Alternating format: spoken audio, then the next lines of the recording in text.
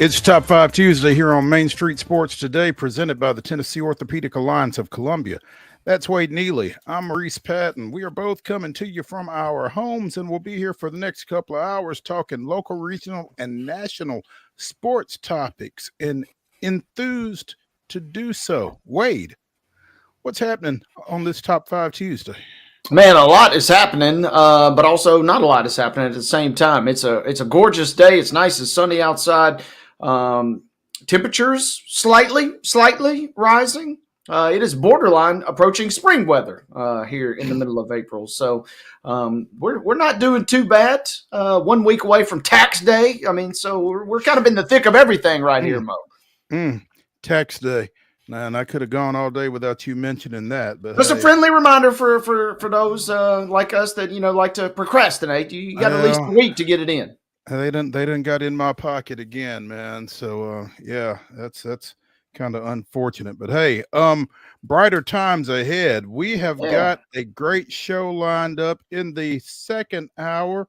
We will be joined, as we typically are on Tuesdays, by newly minted TSSAA Hall of Fame inductee Chip Walters, talking all things MTSU. In the next segment, we'll be joined by Tennessee PGA two-time Teacher of the Year, Virgil Herring, because the end of the week, it's the Masters, and Virgil will be heading down to Augusta later this week, but we wanted to catch him before he got out of town to get some thoughts from him on what might take place down at Augusta National this weekend. So looking forward to checking in with him in the next segment. We'll also be talking some Major League Baseball and the Atlanta Braves. Yeah. Braves opening a 3-game series against visiting Philadelphia tonight. Hopefully that will be more competitive than I'm afraid it will be. Oh, and there was a little basketball game last night. College basketball is officially over. We're done, baby. At least the action on the court is done. Yeah, exactly. We will talk a little bit about that championship matchup between Florida and Houston, and man, what a way for a ball game to end. Also, as you said, the on the court action has wrapped up, but we will get into some portal movement as well. And there was an NBA announcement here within the last hour, 90 minutes, that catches us almost as off guard as the Taylor Jenkins move down in Memphis a couple of weeks ago. So copycat league, Mo. Yeah, there you go. Everybody's doing it. And again, it is Top 5 Tuesday. In our final segment, Wade and I will give you our best fictional basketball players. Stick around for that. It should be fun.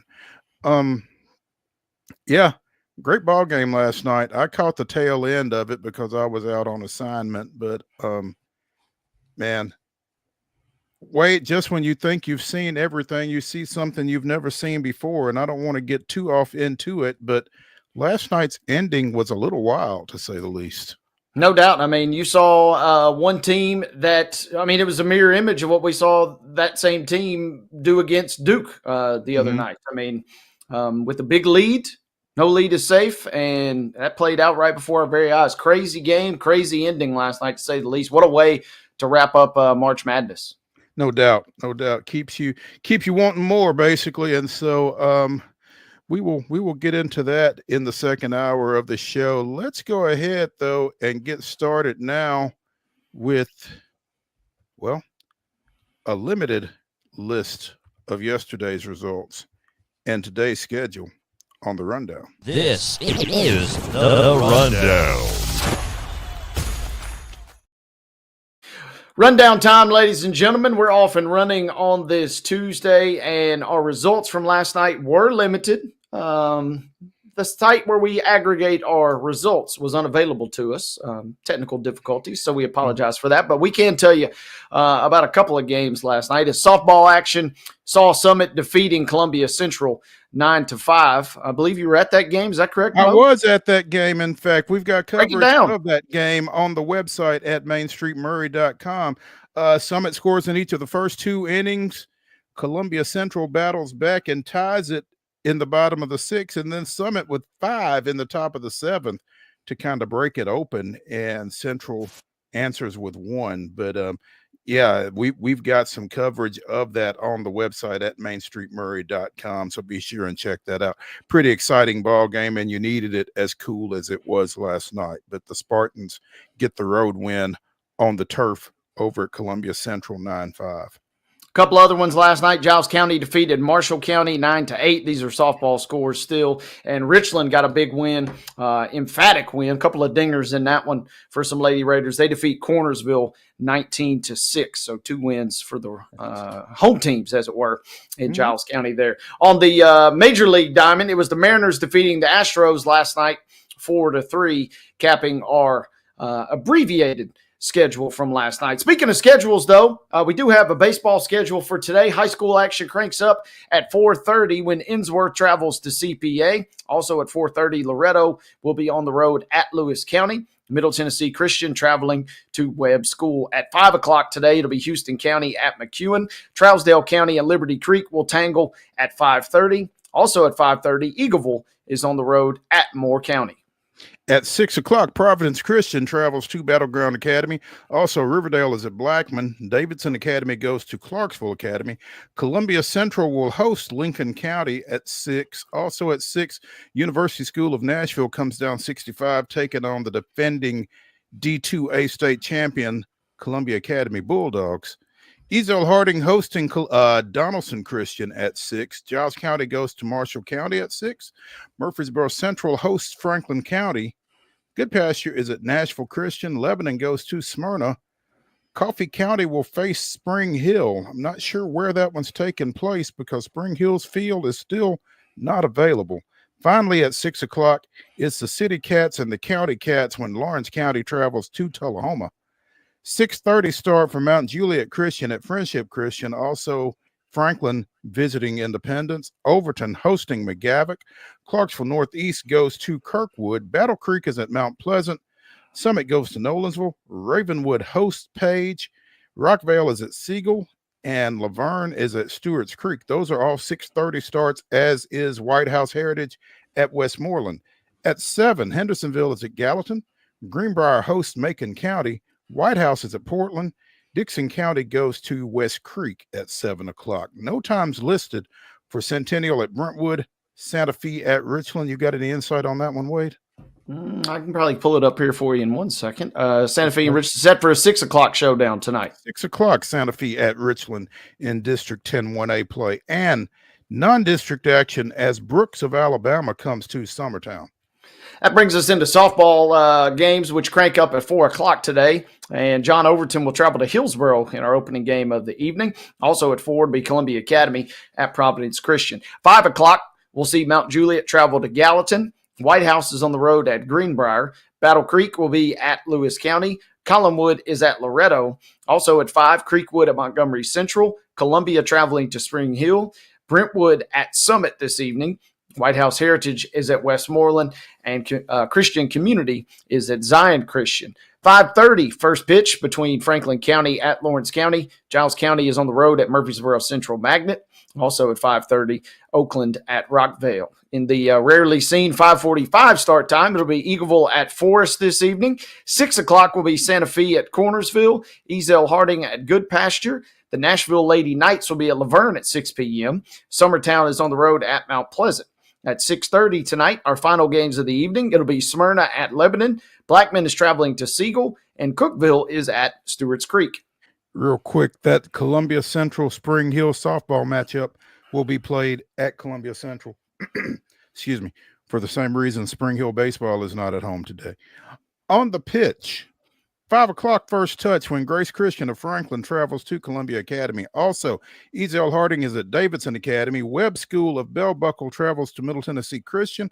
Providence Christian will host Franklin Road Academy at 5. At 6, Hickman County travels to Battle Creek. Spring Hill is at Coffee County. Fayetteville hosts Culleoka. Siegel goes to Gallatin. Murfreesboro Central will be at Lawrence County. Lebanon is hosting Smyrna. Macon County travels to Station Camp. Those are all 6 o'clock starts. At 7, Wilson Central is at Stewart's Creek. Lawson goes to Fairview. Giles County is hosting Marshall County. Hendersonville takes on visiting Rossview. Riverdale goes to Laverne. Cookeville is at Oakland, and Columbia Central travels to Shelbyville. In the association, the Memphis Grizzlies will play in Charlotte, taking on the host Hornets. That is a 6 o'clock tip. You can see it on FanDuel Sports. Also on FanDuel at 7 o'clock, the New York Islanders come to Bridgestone Arena, taking on the Nashville Predators. 6:15 first pitch for the Phillies and Braves. That's 6:15 Nashville time, 7:15 in Atlanta. That game will be shown both on TBS and on FanDuel. And on the MLB package, you can find Houston at Seattle at 8:45. Ladies and gentlemen, that concludes your rundown.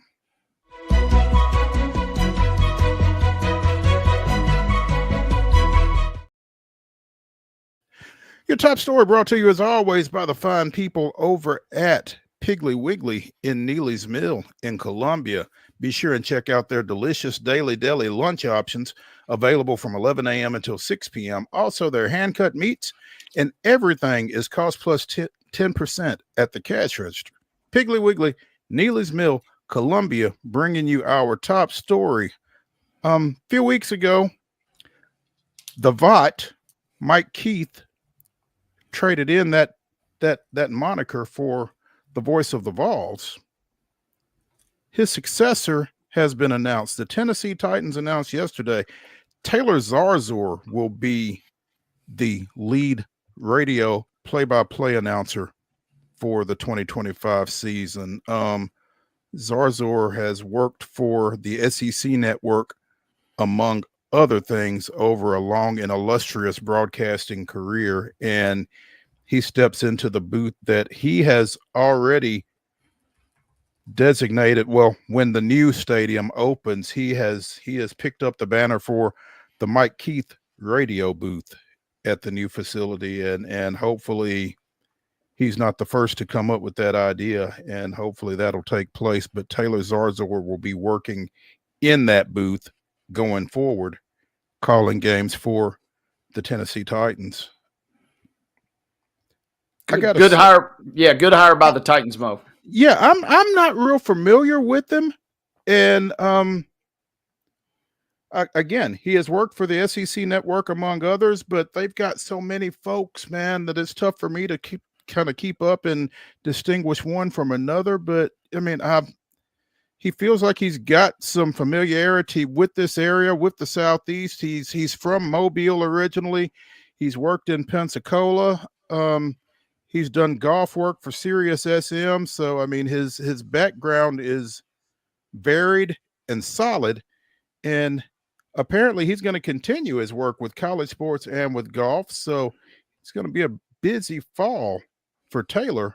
But Huntington College graduate, again, worked in North Carolina, both in Raleigh-Durham and in Charlotte, in addition to his work in his home state. So it's a great gig, obviously, but you know, it's always a little daunting when you're stepping into the shoes of someone who has done it as long and as well as Mike has for the Titans. You know, kind of like Mike stepping into the shoes of Bob Kessling over at his alma mater, the University of Tennessee. But I'm sure he will be fine. And it'll just be interesting to see somebody, or to hear somebody different over those airwaves. Yeah, it'll be different, no doubt. But the Titans did, I think, a pretty solid job of getting a guy who's got some familiarity with the area. Worked in Nashville many moons ago, back in 2001. I love this. You know, he said he still has all 10 of his media badges during that 2001 season that he covered the Titans, working locally in radio. So he's kind of familiar with the area. His wife went to Sewanee. So, I mean, he's got some Tennessee roots. And Taylor brings, you know, there was two ways you kind of could have gone with this, in my mind, if you're the Tennessee Titans. You could go with the guy who is, quote-unquote, up and coming, and he kind of would fit that role. or you would just have to absolutely swing for the fences and try and bring in someone like a Kevin Harlan, like a Gus Johnson, and you're basically hiring them for game day only. And the cool thing for the Titans here is Taylor's coming in. He's going to continue the Brian Callahan show. He's going to continue to be an ambassador. He's not just a gun for hire on Sundays. And that seemingly resonated with the folks over at Ascension St. Thomas Sports Park, because they kind of wanted somebody who can encompass all that, working with Amy Wells and working with the rest of the staff. Shout out to Jack Mummert, by the way, the unsung hero of the radio crew. He just had ACL surgery today. Jim Wyatt gave him a shout out, Mo. That's how beloved Big Jack is in the radio booth there. But this is kind of a family gig, and Taylor seems kind of like a family guy. He's certainly not Mike Keith. And as soon as Titans fans kind of accept that and realize that, I think they'll be glad with what they've got, because he does bring a great amount of experience and professionalism to this role. Yeah, and I think you hit on something, Wade, that he's going to be involved with, a number of different duties in that role rather than being a voice for hire, so to speak. I mean, I think that, that ambassador, that all things Titans kind of role is pretty important in this market. And so to be able to bring somebody in that can handle all of that, I think is a pretty big deal. So kudos to the Titans for nailing that down and bringing somebody in again with the background, with the, kind of the outreach type aspect of the situation. So, looking forward to hearing Taylor and seeing how that goes. And I'm sure it'll be great. So congrats. Yeah, and how about this anecdote, Mo? He worked the Tennessee-Chattanooga football game last year, 69-3. Any broadcaster would tell you those are not an easy task. And he got a text that day from Mike Keith saying, great job, props on keeping things interesting during the broadcast. So here we are just 7-8 months later, and Mike is in Knoxville, and Taylor is now in Nashville as his replacement. Kind of wild how that has all played out, but I think the Titans, you're right, got a guy who's going to be involved with the community, not just fly in on Sundays, fly back out on Sundays. And I think that was a major selling point with this franchise. For sure. And Mike will have the duty of those lopsided 69-3 games now. So good luck to him with that. Still going to maintain Dave McGinnis too, which is something that I think a lot of folks were wondering. Be curious to see how many seasons he sticks around. Coach getting a little long in the tooth, but he's still got his fastball. So as long as he wants to do that gig, seems like Taylor and he will make a nice tandem, just like with Mike. Yeah, Coach Matt kind of feels like Pete Carroll to me, though. I mean, if he wants to do this another 10 years, I don't see anything stopping him from doing that. So, like you said, he's still got his fastball, and that'll be a great pairing there, I think, Taylor and Coach Mack. So let's take a break here on Main Street Sports Today, presented by the Tennessee Orthopedic Alliance of Columbia. When we return to Top 5 Tuesday, we'll be talking a little golf with Virgil Herring. Stick around.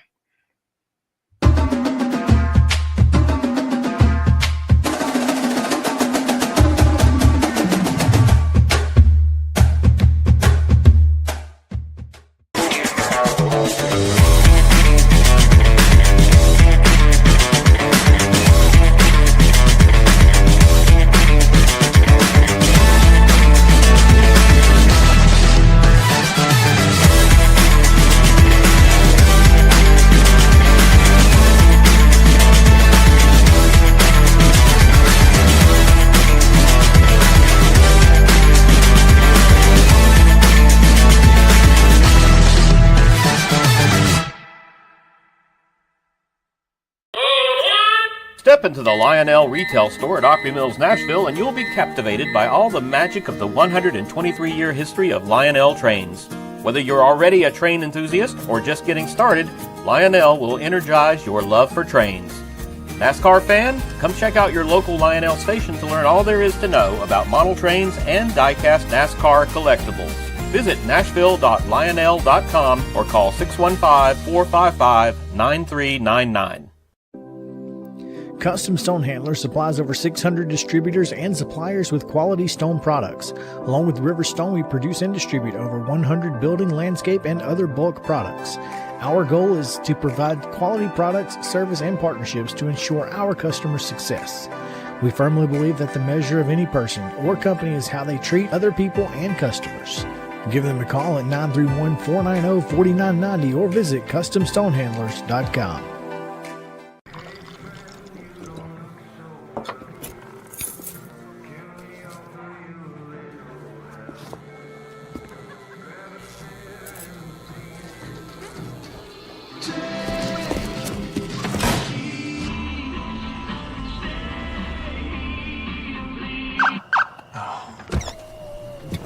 You're seeing the signs too, right?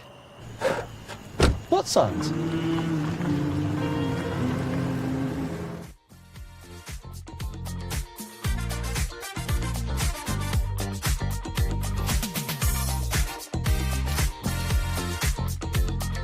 Top 5 Tuesday continues here on Main Street Sports Today, presented by the Tennessee Orthopedic Alliance of Columbia.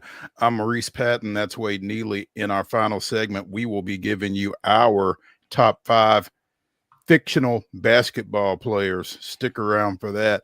Right now, we are joined by two-time Tennessee PGA Teacher of the Year, Virgil Herring, talking a little golf, specifically talking a little Masters that tees off on Thursday down in Augusta.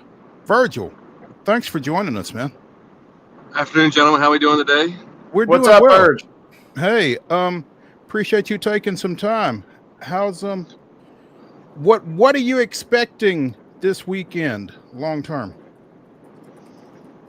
Well, I think this is one of the more interesting years because some of the top players have been injured, not playing their best. You have this enigmatic figure as it pertains to Augusta National named Rory McIlroy, who's won twice, trying to make history. The weight of history weighs 1 million pounds, and he's demonstrated that it affects him every year since 2012. So at the end of the day, it seems to be as wide open of a major as there has been because Scotty hasn't played that great. Xander's been injured most of the year, and the person who we want to win, who's wanted to win forever, seems to be the best player in the bunch.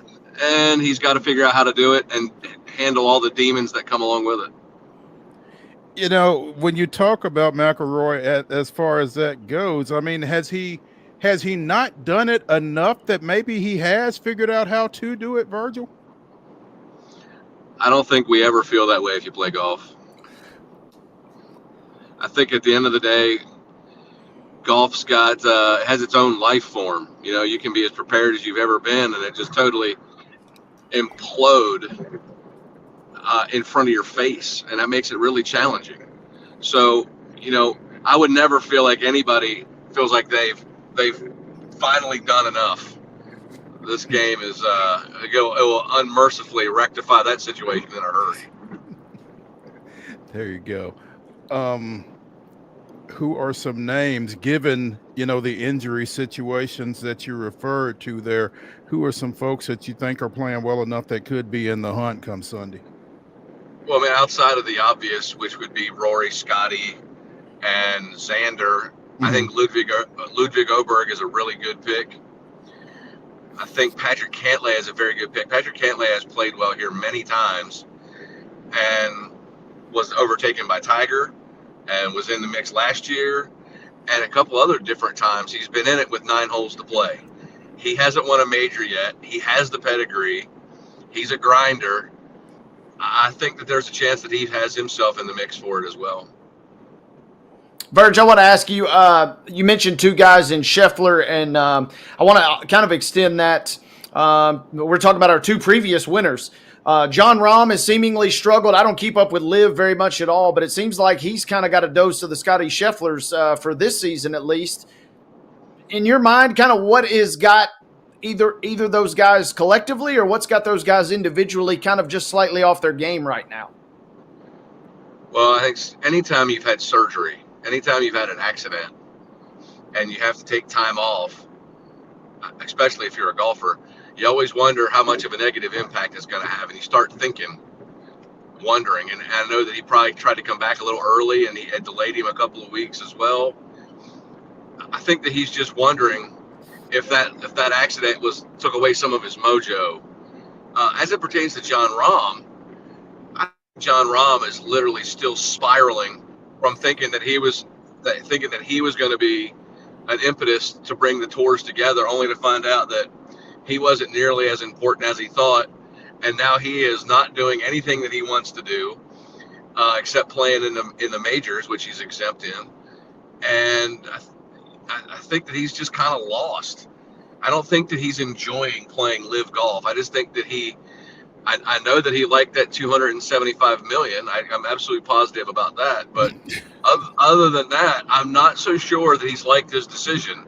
Other than that, I think there's a lot of guys that fall into that category too. So, but I mean, at the end of the day, if you signed up for it, I mean, you can't complain, right? You knew what you were going in for all along, and now he's just going to ride out his contract and see where it takes him from there. And I think many of the guys, some of the early adopters, they're coming up on their contract ending, and when that becomes a problem, we're dealing with a situation where can they overcome all the little interferences that are blocking them from hitting the shot they already know how to hit? That's really what it always comes down to. Can they overcome that?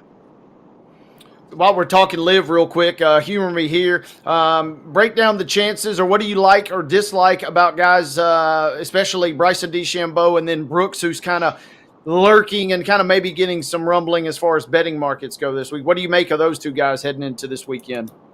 They're very viable threats. I mean, you could argue that DeChambeau is the best player in the world.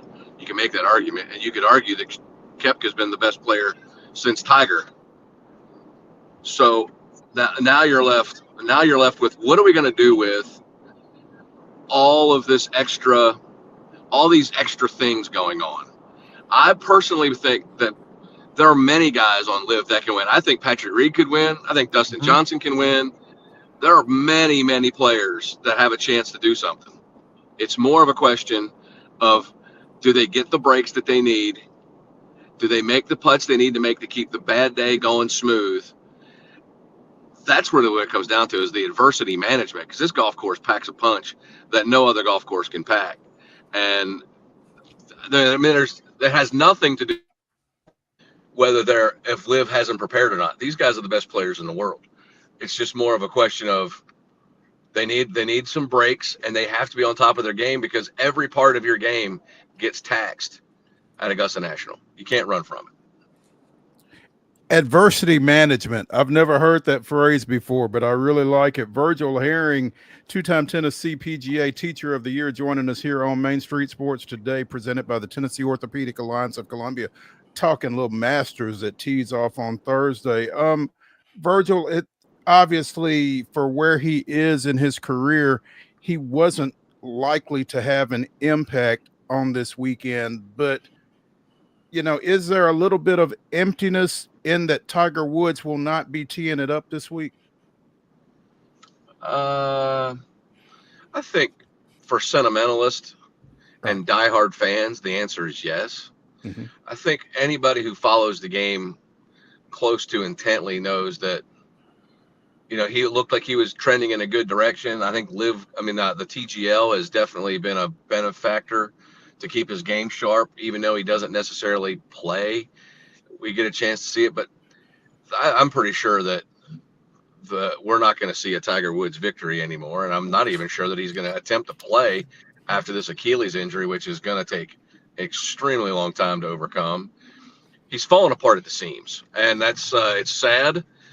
In some ways, we could see it coming years ago. In other ways, we're constantly in awe of how many things he's overcome, waiting for the next overcome. But I'm not so sure that he's going to overcome this one. But I do believe that the TGL is going to be important for Tiger's legacy, because it's going to allow him to keep playing year after year after year, stay relevant, stay involved in the game. But just know that his game's not going to translate into reality, but it can certainly translate on TV in that digital world. That's for sure. I think that's the thing about it, Virgil, is that we've seen him in so many different iterations, I guess, overcome what we thought, well, he's done, and boom, and he pops back up, or he gives you just enough, kind of like the game of golf itself, gives you just enough to keep you coming back, it feels like. But and so you're waiting for that next little bit of magic, it feels like. Yeah, I think that this game packs a heck of a punch, and it teaches us a lot of things about life. You know, there's a lot of things that go into this. Like every single one of these players is doing everything they can to give them the best chance to win. So they're going to prepare better than they've ever prepared before. And 100 of the 101 are going to be grossly disappointed with the outcome. And one of them will be pumped. But what's interesting about that is how do people, while striving to be the best that they can be, how well do they manage the emotional pain of finding out that their very best isn't good enough? How does that sit with people? And if that's the case, how are you going to overcome it? How are you going to overcome it? And that's really what it all comes down to. And this game is just the best when it comes to teaching us life through sport. And it's really fascinating to see how all of these things can unravel, but we're always in search of the adversity piece. How can you overcome it? And how personal do you take defeat when your very best wasn't good enough? And to your point, Virgil, when you say that, so much of it is not skill-based. Yep. So much of it. And that's one of the things is like I've turned into, like most people think that I'm only a golf teacher, but in all actuality, I'm almost turning into a mindset / psychologist / therapy guy, where the demons of the game punish competitors so unmercifully that it makes you start to guess whether you're even doing it right. And to be able to step away from, like, you can't see the trees because you're in the middle of the forest, and take a look at like how far you've come. I got so many junior golfers that are so great that they miss, because they didn't win the golf tournament, they miss how much better they've gotten since they were 15. So they're missing the whole point. The whole point is how great can you be?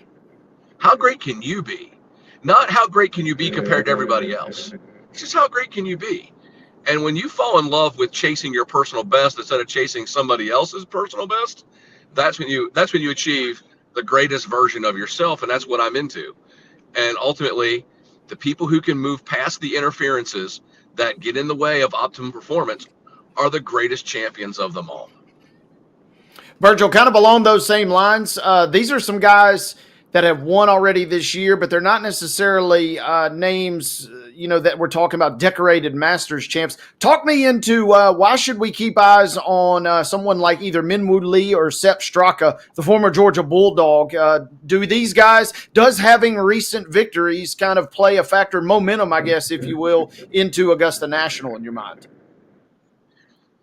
Well, I would say that they're not favorites, right? But they definitely have the ability to win. I mean, no question about it. Sepp Straka is a very solid player. And I put him like, I don't try to put one brand over another brand, but I just like to paint the picture. Sepp Straka is like a Honda Accord. You can rely on that guy all the time to be solid. It's not the sexiest car you've ever seen, but man, it can go fast if you need it to. It gets good mileage. It's got plenty of room. It's pretty comfortable. Everything about Sepp Straka's game is good enough, except he doesn't have anything in his game that makes him the very best. And when you're talking about the legends of the game, almost all of the legends of the game were the very best at something. And some of them were the very best at everything, like Tiger, like Jack. But like McIlroy's the greatest driver of the golf ball we've ever seen. Jordan Spieth is the greatest putter from mid-range that's ever walked the earth. Seve Ballesteros could get up and down from a trash can that was on top of a trash can. Like his short game was outrageously good. So the very best of the very best, there's one part of their game that's so much better than everybody else's, they can rely on it. And then Sepp Straka is like, he's good at everything. He's like an 8 out of 10. But that's not good enough when one of the very best, who happens to be the best at something, is on fire. And that's the difference. That's the difference. It's like the difference between Michael Jordan and Penny Hardaway. Penny Hardaway was unbelievable, great basketball player, but he wasn't Michael Jordan. And if we're coming down with 9 seconds left and I have the choice between one of those two guys getting the ball, I know who I'm giving it to. And that is not anything negative to say about Penny Hardaway. You're just talking about the GOAT. I see what you're saying there, and props to you for the Honda reference, considering that Sepp Straka won the 22 Honda Classic. That was well played by you, my friend. Hey man, I got lucky. I got lucky. you were supposed to say you knew that. Virgil I was Herring. looking you up there. Yeah, Virgil Herring, 2-time Tennessee. I know it, man. It probably subliminal. Yeah. 2-time PGA Teacher of the Year, joining us here on Main Street Sports today, talking a little golf and a little Masters. But Virgil, I think we would be remiss if we didn't ask you. Obviously, former Brentwood Academy standout, 3-time state champion Blades Brown turned pro over the offseason. I think he's made 2 pro starts or started 2 tournaments this year. What have you seen? Have you seen Blades, and what are your thoughts in regards to maybe how he's coming along at the professional level? Well, I think that I've spent some time with him because his 4-ball partner, and they've lost in the finals and the semifinals the last 2 years of the USGA 4-ball, is Jack Harrington, who I've taught since he was 8 years old, and he's doing well at UT. I've spent some time with him. What makes him so special is that he's not the longest, but he's very precise. Very precise, abnormally precise for his age. And he's a very good putter. But I think what he's learning, and I don't really think that this is a pro or a con, he's learning that he's put himself out there with the very best players in the world at a very, very, very young age. Mm-hmm. And he's under a really sharp learning curve. Now, the real question is can he handle that level of adversity under that type of microscope when he's never really had to face that kind of adversity, and he's 17? If he can do that, this kid's got all kinds of talent and all kinds of game. But to be thrust into that situation at such a young age, I personally think you need a little bit of luck. You need some things to go your way where you don't have to face that overwhelming question of, did I make the right decision? Am I doing the right things? Like, he needs to have something that kind of gives him that feeling like, I made a great decision. I'm getting better. And I'm sure he's going through that. But like at 17, he can't do anything on his own. He can't get a car. He can't get a hotel. So, I mean, he can't do anything. He's got his mom and his dad with him. And why wouldn't you? How much of that is going to be a hindrance, and how much of it's going to be a positive, we'll only find out. But my goodness, you want to talk about one super duper kid and great family. I mean, they're the best. But now they've put themselves in a situation where they've taken on the biggest stage at a very young age. Mm-hmm. And can they withstand the adversity that comes with that? If they can, he's going to be awesome. He is super talented, but he will not be the first person to take it on early and have something happen that rattles the confidence enough that he can't recover. That's what I'm hoping doesn't happen. Right. And he's a very talented kid, and I really hope the best for him, because he's the kind of person you want to represent the game. I can tell you that. Absolutely.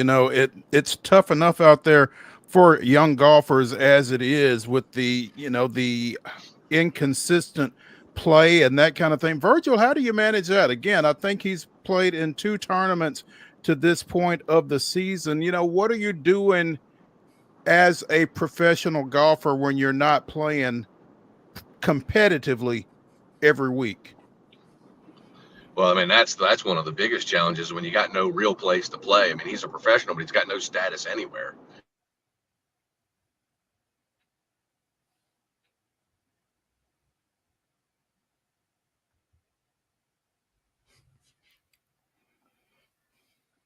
Mark, did we lose our guest?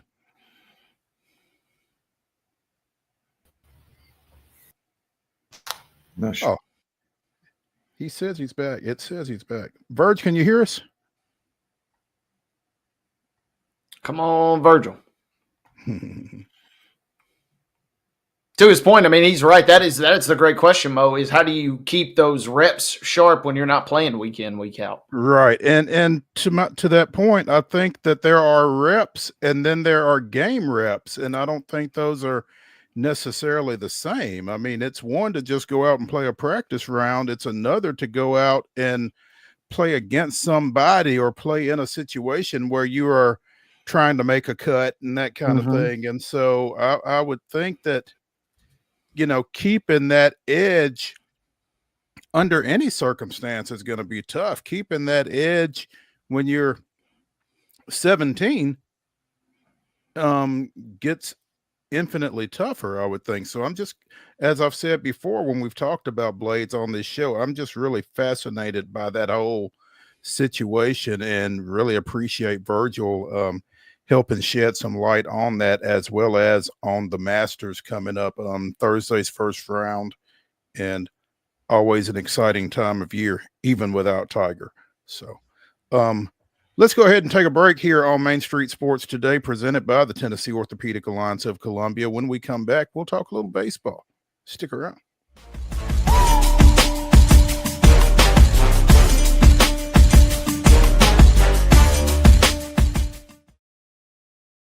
At Delta Dental of Tennessee, we know our success begins and ends with providing superior quality service, and that includes serving those who need it most.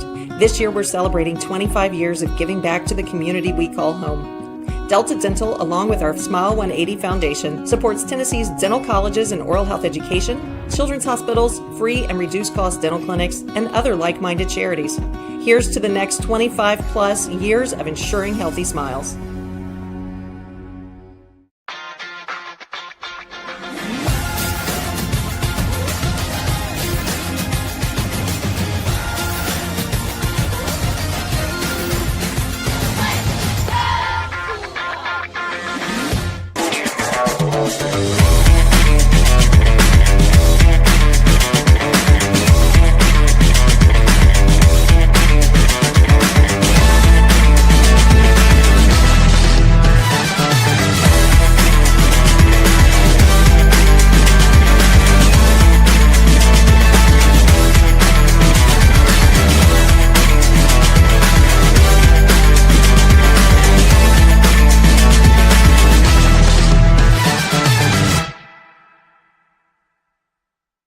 A game without a crowd is just a scrimmage. A performance without an audience is just a rehearsal. Without your presence, high school sports and the performing arts aren't possible. Ensure that these essential extracurricular activities continue to enrich the lives of students in Tennessee. Purchase a ticket to your local high school's game or performance. This message presented by the TSSAA.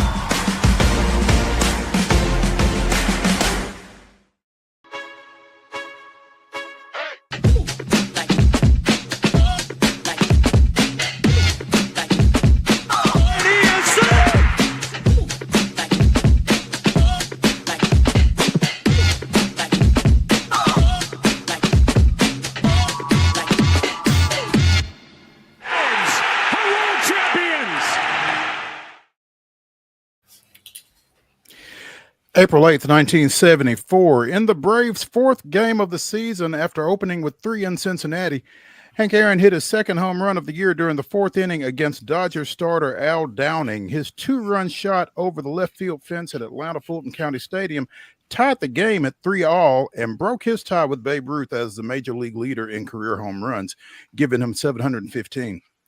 The Braves went on to a 7-4 victory, and Aaron went on to hit another 40 career homers before his retirement at the end of the 1976 season.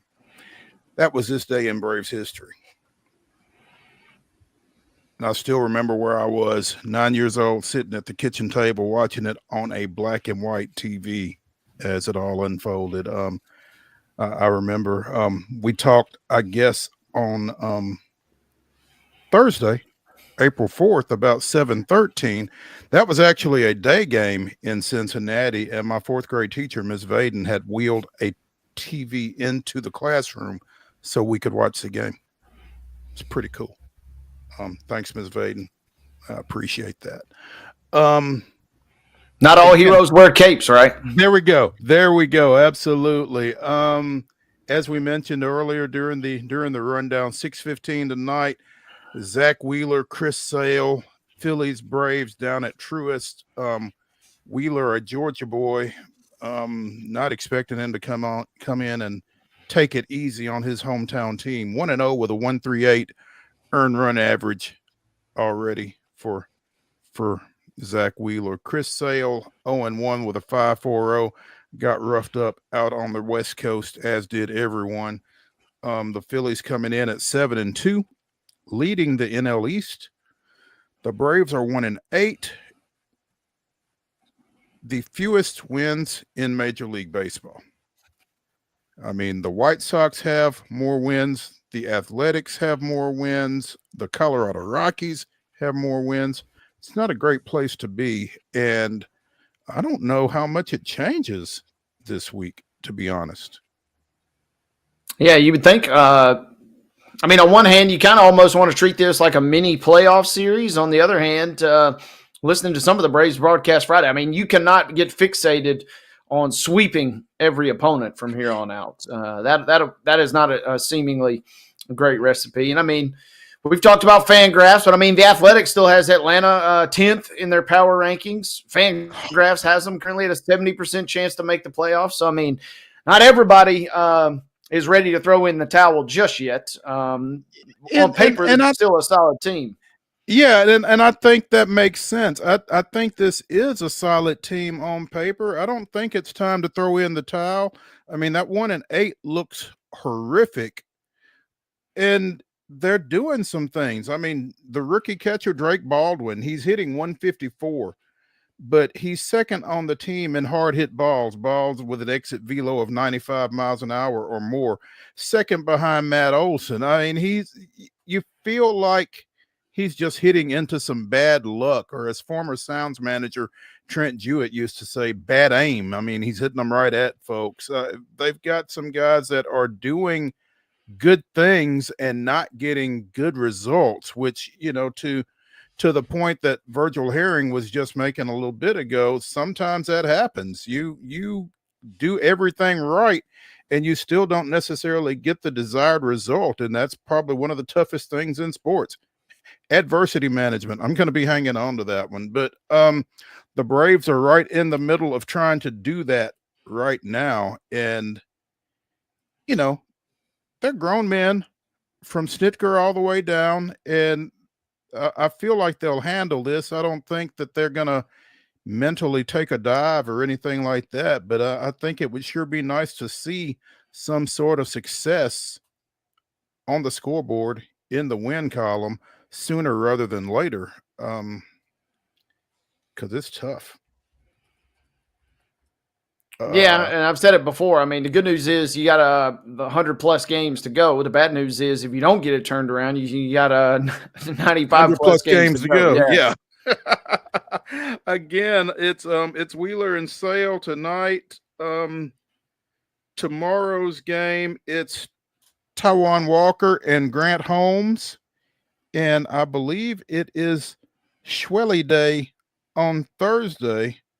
Spencer Schwellenbach going to the bump against recently acquired Jesus Luzardo from the Miami Marlins. And if he was available, I'm not quite sure how or why the Braves didn't get him.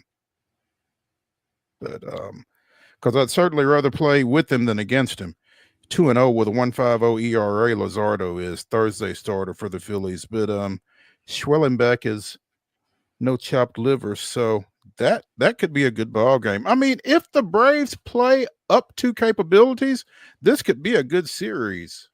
But there's nothing that they've done to this point that necessarily says they're going to play up to capabilities. And I don't think anybody, we've said it on this show, I've said it on this show, I don't know that anybody necessarily thought that the offense was going to be the issue for this team. And so that's what makes what's going on right now so hard to take, I think. Yeah, exactly. When you think you kind of have your strong suit pinpointed and it's just not clicking for whatever reason, that can certainly make you pull your hair out. The good news is, too, Mo, you got Chris Sale pitching tonight, but tomorrow you also got Chris Sale Cy Young bobblehead night going on. So, I mean, you kind of, in a weird way, get a double dose of Sale. So maybe that will be some of the good vibes you're looking for. Yeah, that's interesting that he is pitching the day ahead of his bobblehead. I mean, I guess maybe it's in his contract. Hey, I don't pitch on my bobblehead night.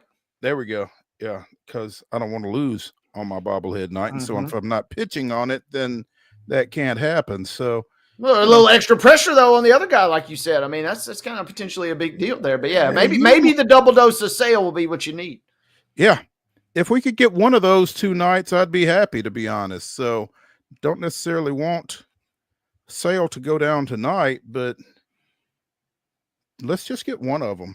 Let's get something. Let's start there.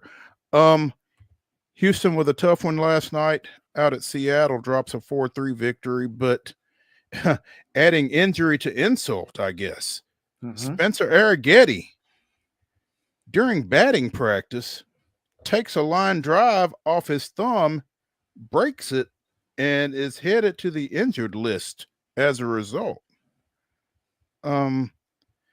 Playing catch in the outfield during BP and was hit by a line drive. Now, Arrighetti had given up 6 runs in 9 2/3 innings, ERA just under 6 for the year, coming off of a season where he compiled a 4.53 ERA in 145 innings with 171 strikeouts. But the bigger issue for Houston in this situation is they've got a starting rotation on the IL, basically. Yeah, they've been bad, and now they're adding injury to insult, like you said. So it is gone from lukewarm vibes to pretty negative vibes in a hurry in Houston. Now, Lance McCullers is supposed to make a rehab start, I think, later this week, and maybe getting close to coming back. And Joe Espada and the Astros would certainly welcome that, I would dare say. So, tough trip to Seattle continues tonight as Framber Valdez gets the ball for Houston, 1-1 with a 3.75 ERA. It's Luis Castillo starting for Seattle, 1-1 with a 3 flat ERA. So, figures to be another close one. It's just a matter of whether or not the Astros can come up with some offense once again. Yeah. One of those just wake up and see and hope for good vibes tomorrow. That's kind of how I approach them these days.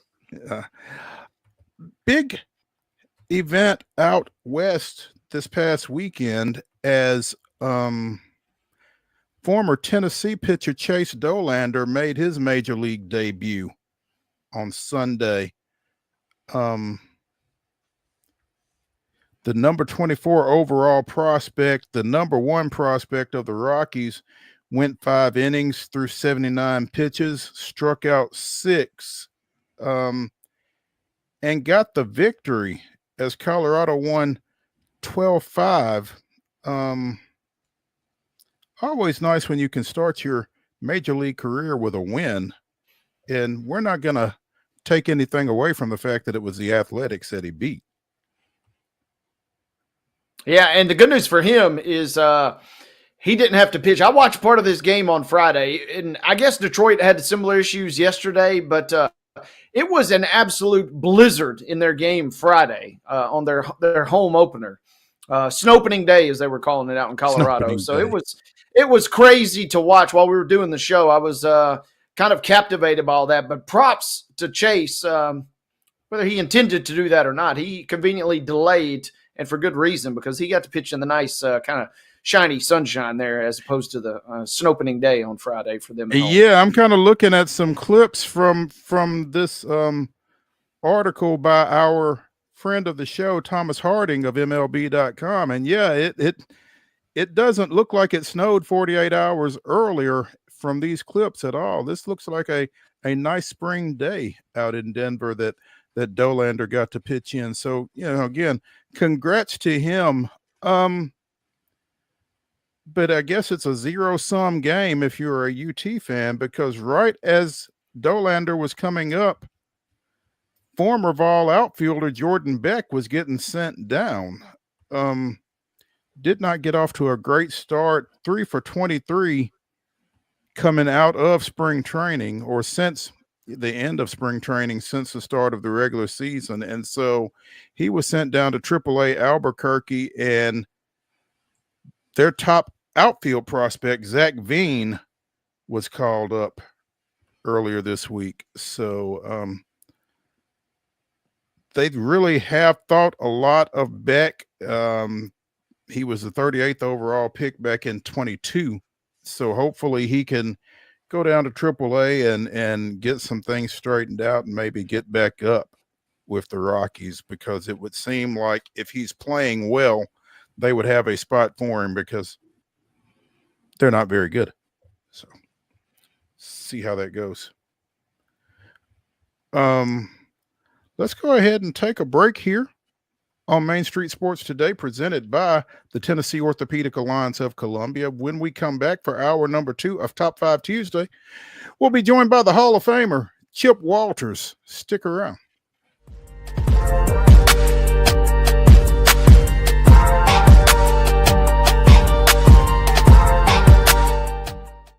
Hi, I'm Dr. Vilay Saisuka, CEO and founder of Premier Foot and Ankle Centers of Tennessee here in Murfreesboro. We offer foot and ankle care from ingrown toenails to diabetic foot wounds. We also fix ankle fractures and things like that. Call us today to schedule an appointment. We look forward to seeing you. Because here at Premier Foot and Ankle, we believe that the journey begins with happy feet.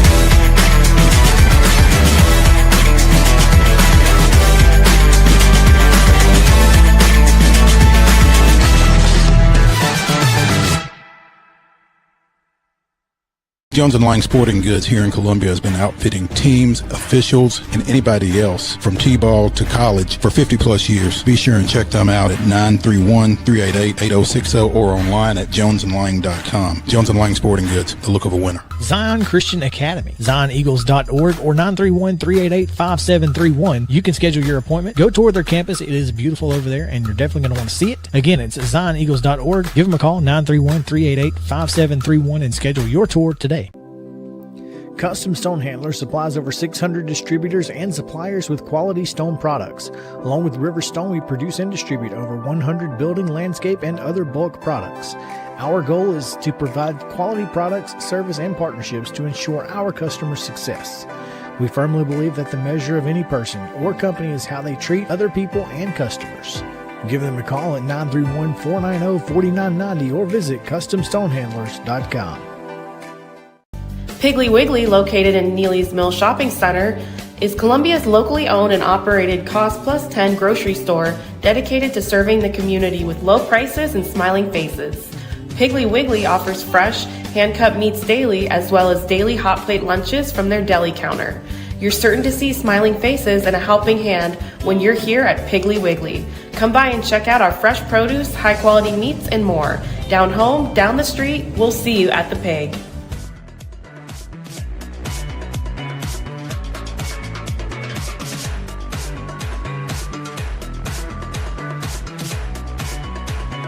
Top 5 Tuesday continues here on Main Street Sports Today, presented by the Tennessee Orthopedic Alliance of Columbia.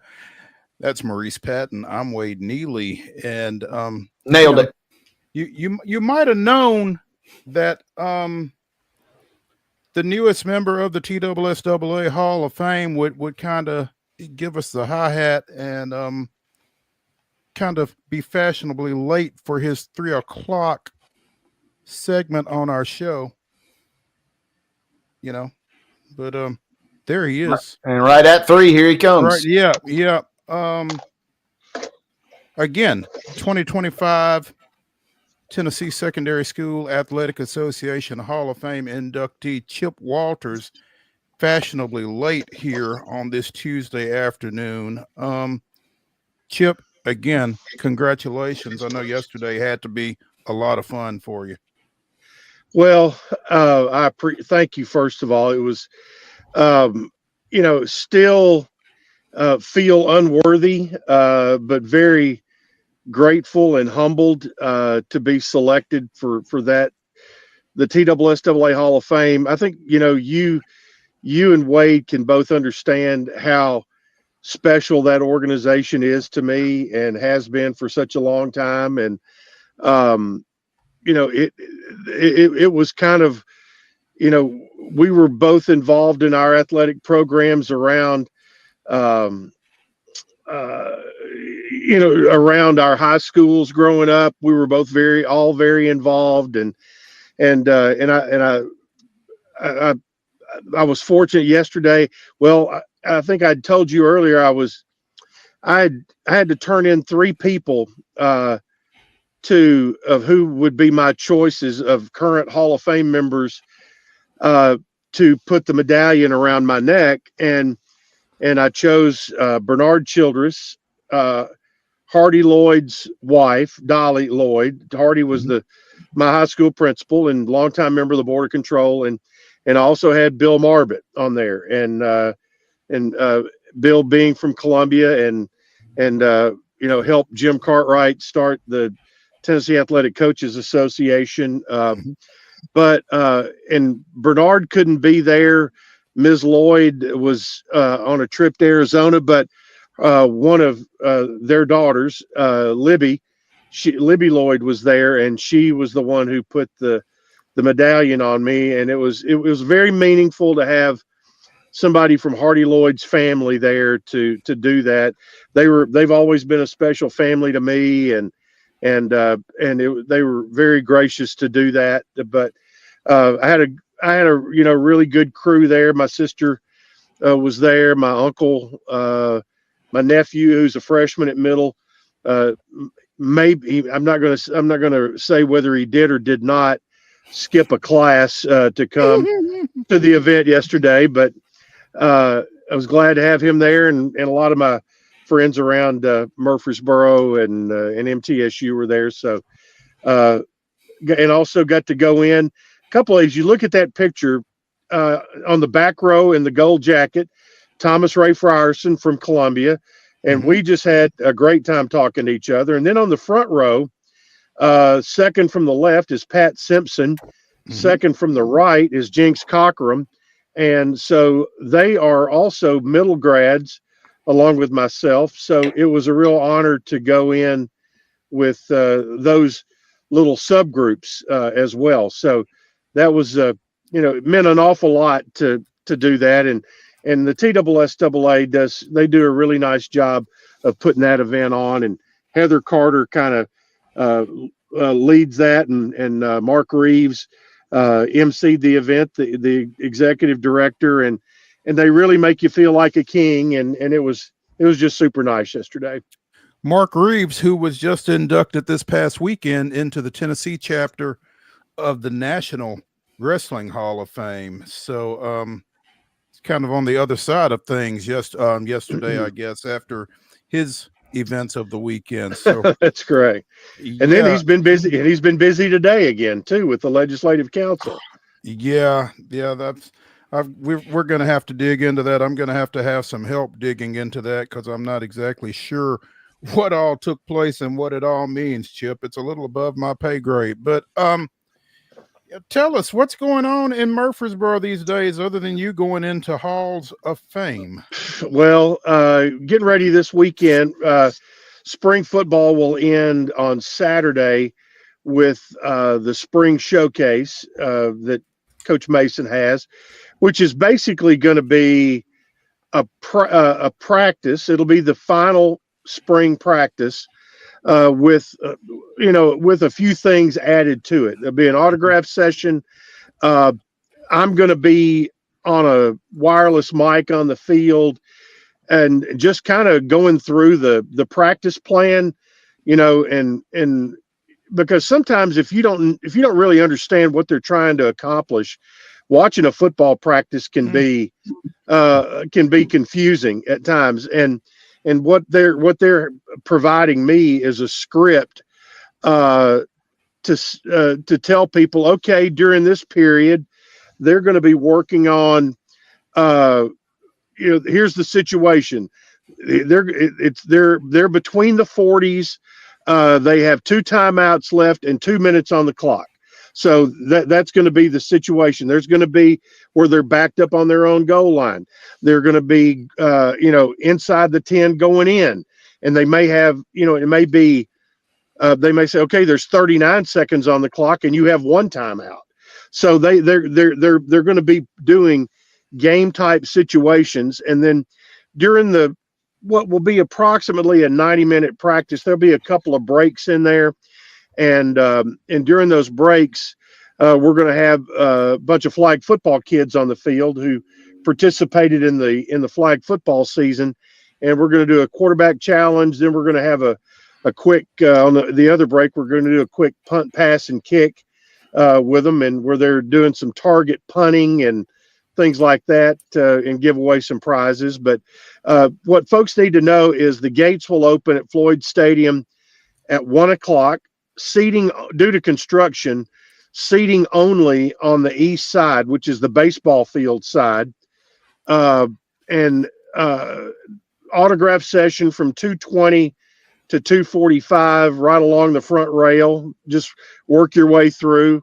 Then practice, they'll start stretching at 2 o'clock, going to practice, and then it'll be over 3:45-ish, which will allow you then to either go directly to softball or baseball, because they're both at home, and we'll play a 4 o'clock game, each one of them on Saturday afternoon. But it not only is it the spring showcase for football, athletics has got these staggered starts to where you can see a lot of stuff. And also just with the entire university, if you go to mtalumni.com, the Alumni Association website, there's all kinds of stuff this week and next week and throughout the weekend in the spring showcase, like, Kids Night at Discovery Center in town, just all kinds of different things on this spring showcase. And athletics is, trying to, time things out to where you can have a choice, pack your tailgate stuff up, come on over, get you find yourself a good parking spot between over near the baseball field, and, catch the football scrimmage and catch baseball. So a lot of stuff going on this weekend with that. It's going to be, it looks right now, it looks like the weather is going to be pretty good this weekend. Chip, while we're talking football, break things down for us on how Nick and Roman, their newest episode that just dropped today, they got Cam Newton. Walk us through that process there, and I'm curious. QB talk's got to be at a high level there. And I actually I went and I saw that I heard that was dropping this morning, and then so I went out and grabbed me something for lunch, came back and watched it while I was eating lunch. And I'll be totally honest. I've never been a huge Cam Newton fan, just whatever reason. But I can tell you that my mind has been changed on him a lot after watching this, this video. It's 38 minutes of Nick Vattiato and Roman Gagliano, the two paisans there who were interviewing Cam. He was outstanding, and we between Coach Mason and one of our new staff members who had been with Auburn for a long time, they had the connections with Cam, helped set that up. Mm-hmm. And it was like it was almost like you remember the show a few years ago where Gruden would get the quarterbacks in and at the conference table, and well, they weren't watching film, but Cam really gives them some good information about make the main thing the main thing. He goes, he goes, don't worry about your NIL. Don't worry about the transfer portal. He goes, and yeah, I'm a guy who transferred, but make it about being the best football He's also player a guy you that can got be. paid. Yeah. And he said, make it about being the best football player you can. And all the rest of that will, happen in due time. If you take care of the main thing. And he talked about, they really asked him several interesting questions about his style. And if you've seen the thumbnail, you can tell he's pretty decked out with one of his hats, and some other things. And he talked about how that all goes back to his grandmother. He revealed a lot about himself that answered a lot of questions in my head about him, or at least cleared up some stuff that said, he is a good guy. And I was just really impressed because during that time, he was totally engaged. I mean, it wasn't like, okay, I'm doing this as a favor for somebody, and I'll give it the cursory effort. I mean, he was engaged. He is engaged with these guys, and it's very, very.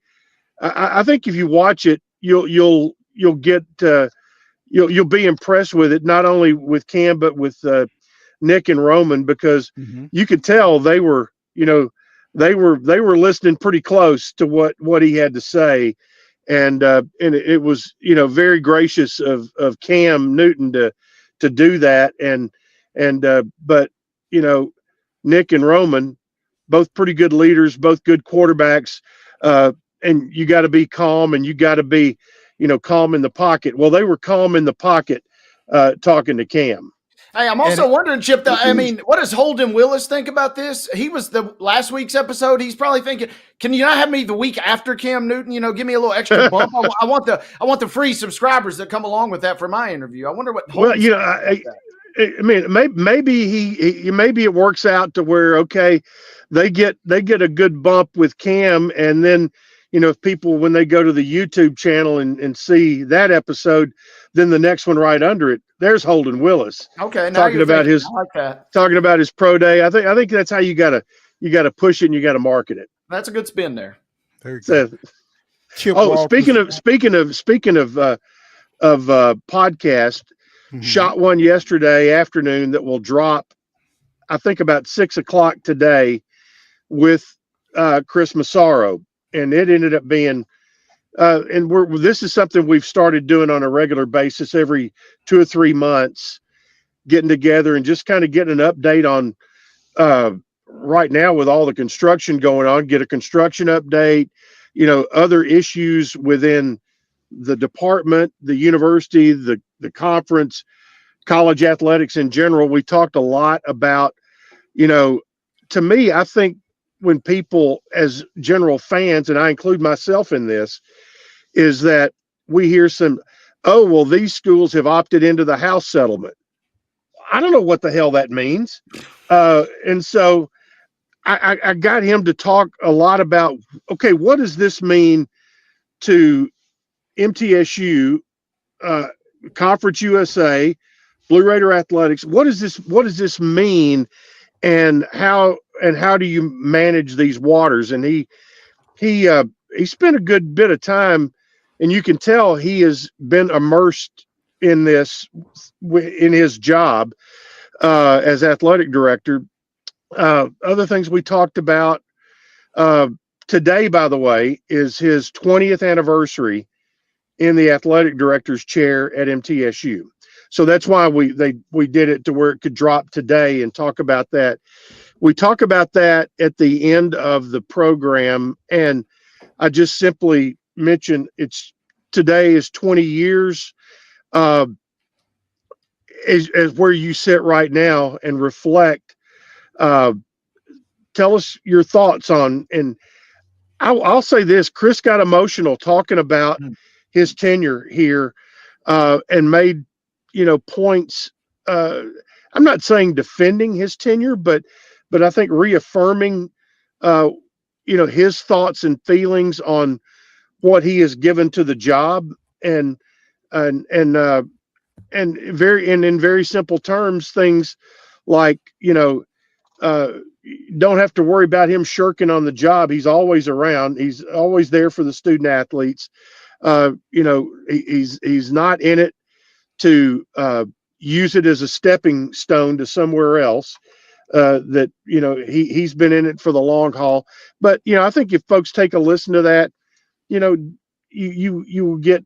I think you'll get a nice feel on how not only is he tied to MTSU because of a paycheck, but there are emotional ties there as well.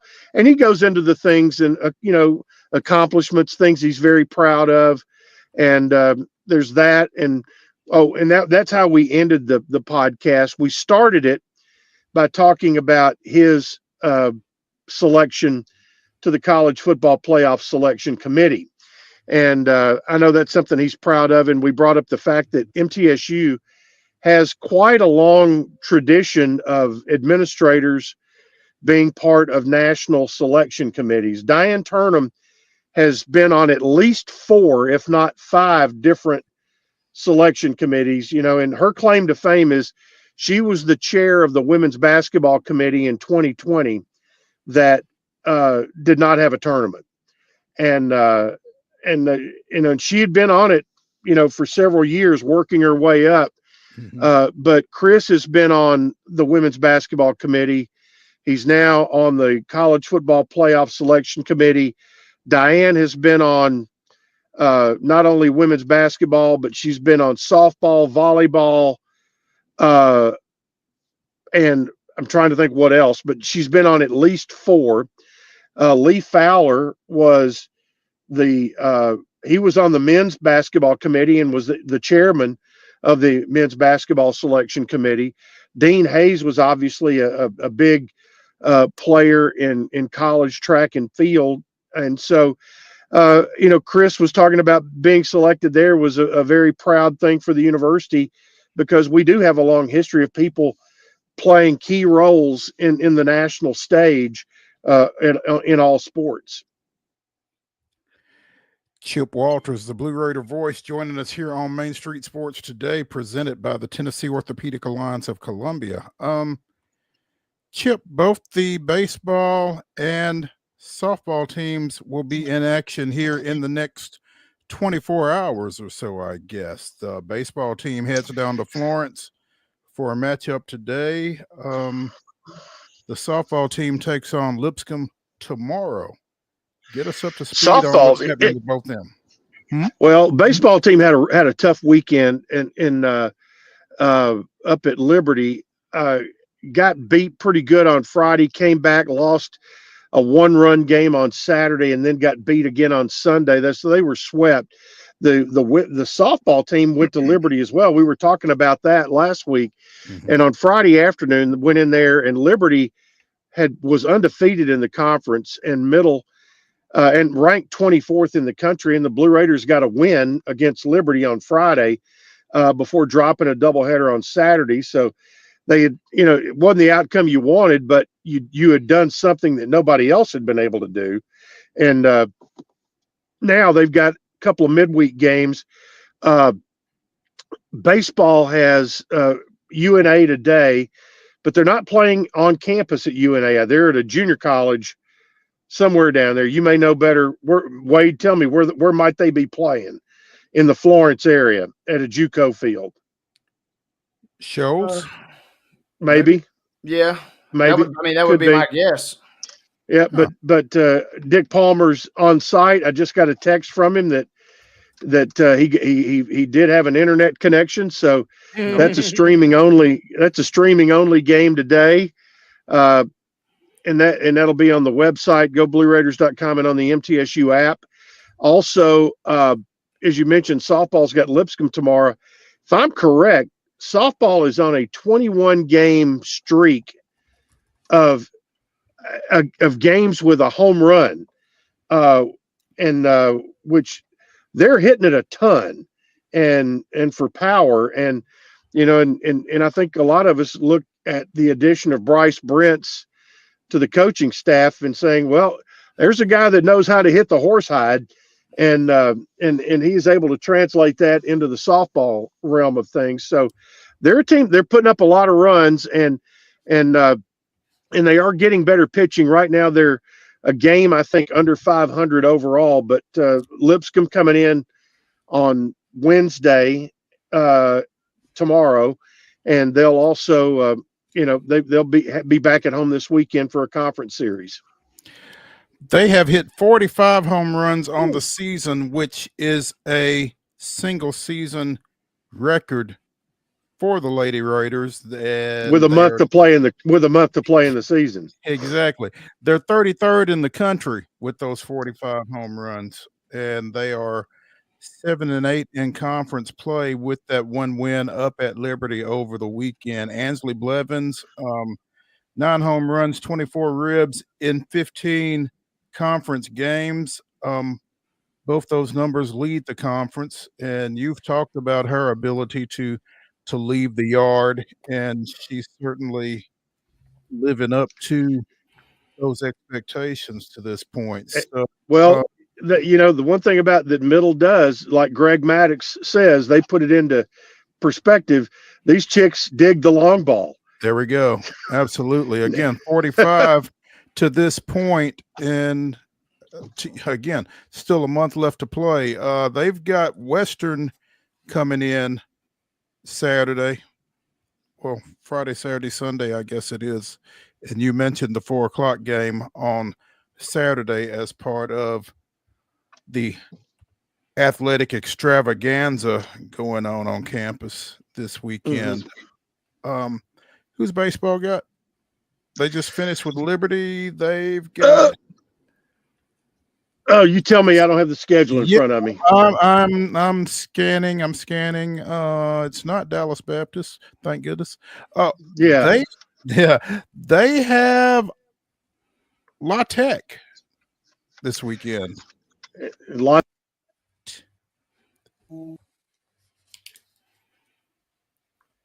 Hello, Chip.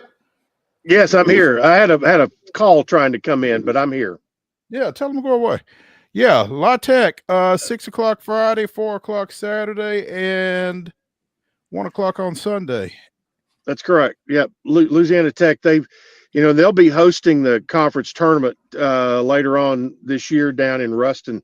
We had weather in our area last week, but a couple of years ago, they lost their ballpark to a tornado, rebuilt, and it's beautiful right there in Ruston. So, but they'll be here in the friendly confines this weekend. It will certainly be a challenging, but should be a very competitive weekend. And let's hope for some good weather where we can get outside and do some stuff. Oh, absolutely. Yeah, I'm about tired of all this rain. Yeah, to your point, it does look like that baseball game is at I guess it's Wallace State Shoals, is that? Could be. Yeah, because I'm looking at the North Alabama website, and it says that the game is in Muscle Shoals, Alabama. So let's see. I'm trying. Yeah, that's all it says. It's just Muscle Shoals, Alabama. So, go figure. I guess you get to Shoals and you look around. Eventually, you'll find a baseball field, and there you go. Chip, we appreciate you taking some time with us today, as always, and look forward to catching. Well, Wade looks forward to catching up with you next week. Will you be on assignment? Yeah. I have some things that I have to take care of. Got to go see a man about a horse. I've got some 12-ounce responsibilities next week to take care of. So understand. Yeah. Well, enjoy that. Wade and I'll have a big time. We'll, of course, if we break any news, we'll fix it. There you go. We appreciate it. Look forward to it, Chip. See you, boys. All right. Bye. Let's take a break here on Main Street Sports Today, presented by the Tennessee Orthopedic Alliance of Columbia. When we return to Top 5 Tuesday, we'll talk a little basketball. I guess the rest of the show will be basketball because we will talk about last night's men's basketball championship game, among other things. And then in our final segment, it is Top 5 Tuesday. Wade and I will give you our top 5 fictional basketball players. So stick around for all of that after the break.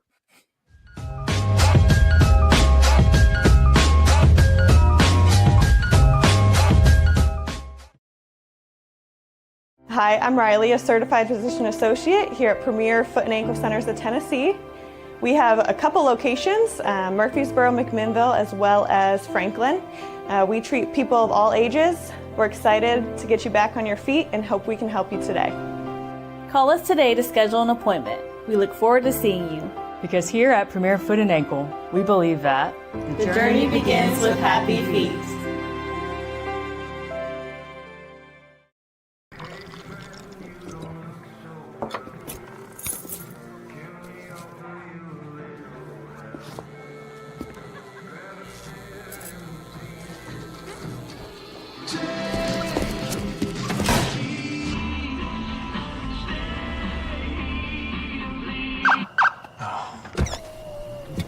You're seeing the signs too, right? What signs? Jones & Lang Sporting Goods here in Columbia has been outfitting teams, officials, and anybody else from T-ball to college for 50 plus years. Be sure and check them out at 931-388-8060 or online at jonesandlang.com. Jones & Lang Sporting Goods, the look of a winner. Zion Christian Academy, zioneagles.org or 931-388-5731. You can schedule your appointment. Go tour their campus. It is beautiful over there, and you're definitely going to want to see it. Again, it's zioneagles.org. Give them a call, 931-388-5731, and schedule your tour today. Piggly Wiggly, located in Neely's Mill Shopping Center, is Columbia's locally owned and operated Cost Plus 10 grocery store dedicated to serving the community with low prices and smiling faces. Piggly Wiggly offers fresh, hand-cut meats daily, as well as daily hot plate lunches from their deli counter. You're certain to see smiling faces and a helping hand when you're here at Piggly Wiggly. Come by and check out our fresh produce, high-quality meats, and more. Down home, down the street, we'll see you at the Pig.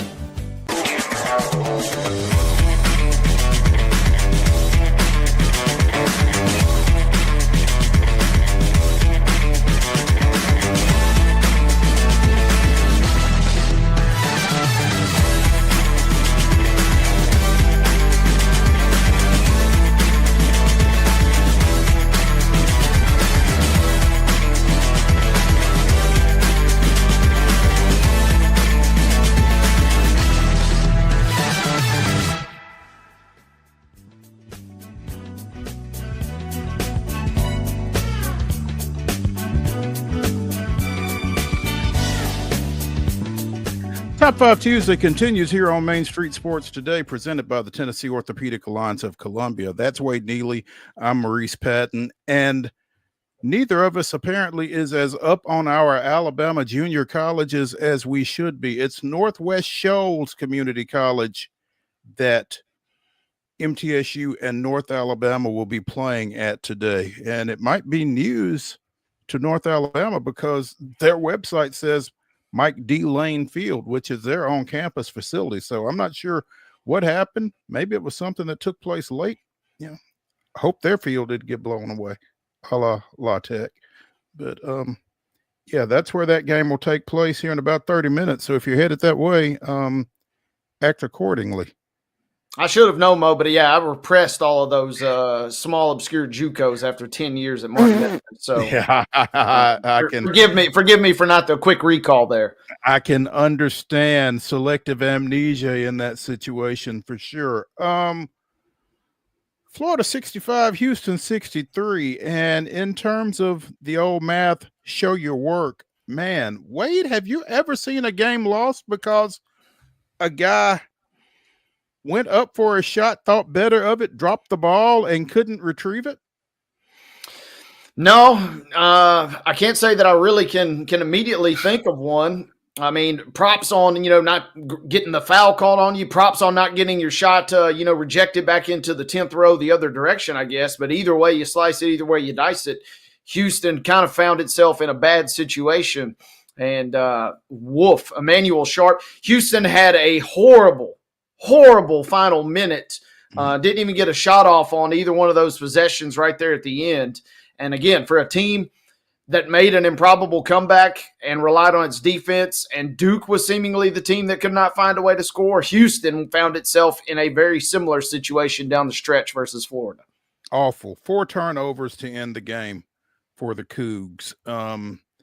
And they had really kept Walter Clayton Jr. in check throughout the ball game until they didn't. He found a way to impact it late, and Florida they were eventually Florida. It took them all night to get there, but they finally were. And it's got to be a little frustrating for Kelvin Sampson to have his team right there on the precipice of getting it done, and all of a sudden not. Again, Clayton, 11 points finally. He was scoreless for the longest. He was without a field goal for the longest, but he finished with 11 points, 5 rebounds, and 7 assists, 3 of 10 from the floor. Goodness gracious. Yeah, he was pretty bad for a stretch there. But I mean, including that 3 right at the end where he was reading all the Steph Curry clips, and everybody in the building is saying, milk the clock, and Clayton just pulls up immediately 2 seconds into the shot clock for a 3 that barely drew the iron, I think, at that point. Yeah. Again, unfortunate. It's tough because I think a lot of us, after we watched Houston and Tennessee, were really kind of rooting for Houston, or at least that was the case for me.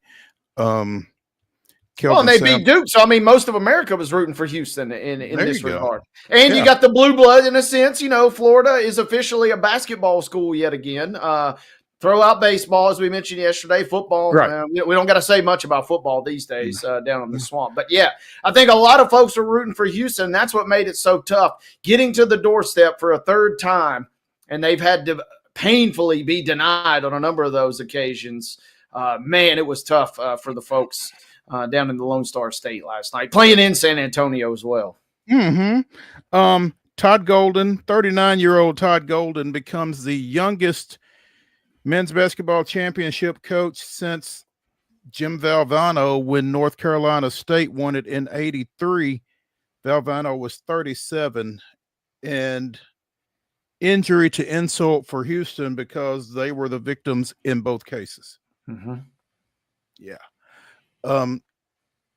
Sampson would have been the oldest championship coach at 69 had they won it. And I guess you got to wonder, was that his shot? Was that his last shot? It's going to be interesting, right? I mean, in the way too early rankings, depending on which place you look, Houston is either 1 or 2. They are certainly going to lose the services of Cryer, who goes out guns a-blazing as a senior. But, the bulk of some of their team is returning, and then you potentially obviously dip into the portal. Houston, at least on paper, is a sheet pick to get back, but it's never that easy, right, Mo? I mean, it's scripted, nothing is guaranteed. That's why this tournament, of all the sports, is so much fun to watch, but it also makes you rip your hair out because it's not necessarily the best team that it wins it every year. It seemingly is the best team that wins it every year. It's kind of a maddening way to decide your tournament or decide your champion, if you really think about it. But that's what makes it so special, and that's what makes these moments so magical. Who knows if they will get back? They'll have a chance, but man, they had their shot last night. They did have their shot last night, and like you said, that's what makes it so tough. I mean, it's not a given that you're going to get back, no matter how good you may be personnel wise, and so it takes a lot of luck, and when you're there you got to cash in, and unfortunately Houston was unable to do so. And I mean, they're up 12 in the second half, and that is about as much of a vice grip with that team that you'll ever get. And for the fact that they blew a 12-point lead like that, that amounts to essentially a 30-point lead, it feels like, for a lot of other teams. That makes it even more frustrating because once Florida finally cracked the code, you just felt that momentum coming and they got ahead, and then Houston just absolutely wilted in the final minute and a half. Yeah, I mean, the way they defend, man, like you said, a 12-point lead, you feel like that's a wrap. Yeah. So, yeah, really unfortunate the way that went down for them. Obviously, the Associated Press final season top 25 came out, and Florida, Houston, Duke, and Auburn are your top 4 teams in it. Tennessee and Alabama 5 and 6. Michigan State, Texas Tech, Maryland, and Michigan closing out the top 10. 11 through 15, St. John's, Kentucky, BYU, Purdue, and Arizona. Wisconsin, Iowa State, Ole Miss, Texas A&M, and Arkansas. And you finish with Louisville, Clemson, Gonzaga, St. Mary's, and Memphis at 25. So you've got 4 Southeastern Conference teams in the top 10. Kentucky's at 12, that's 5. Ole Miss and A&M, that's 7. Arkansas is 8. So 8 teams in the top 20 from the SEC. You had 2 teams in the Final Four. You had 1 team in the championship game. They won it. I mean, does all of that kind of back up what's been said all year with regards to the Southeastern Conference being the top conference in the country this year? It certainly does. But I mean, realistically, anybody that was not thinking that or accepting that was just kind of being a hater, right? I mean, everything, every metric on the planet had that trend pegged about halfway through the regular season, and then it only got better.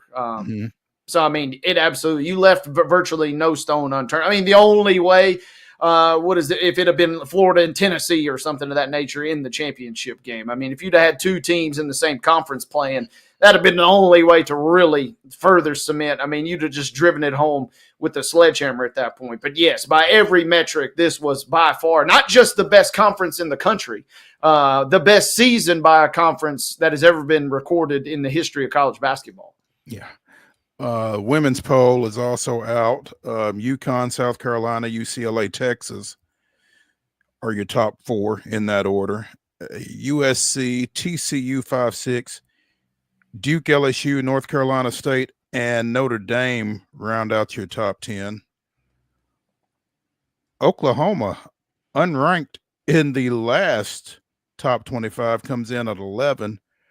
Maryland, Kansas State, North Carolina, and Tennessee are 12 through 15. Kentucky 16, Ole Miss 17.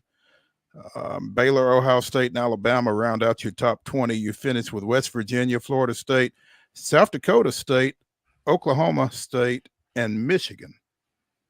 So, you know, quiet as it's kept, the Southeastern Conference kind of asserted itself on the women's side as well. So, nice performance for both the men and the women where it means more. And, you know, Wade, as you were saying, that wraps up the action on the floor.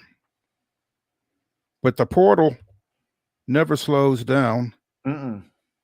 And your Wolverines made quite the pickup over the weekend to Andy Kennedy's dismay. Yaxel Lindeborg is headed to Michigan, but he's also right.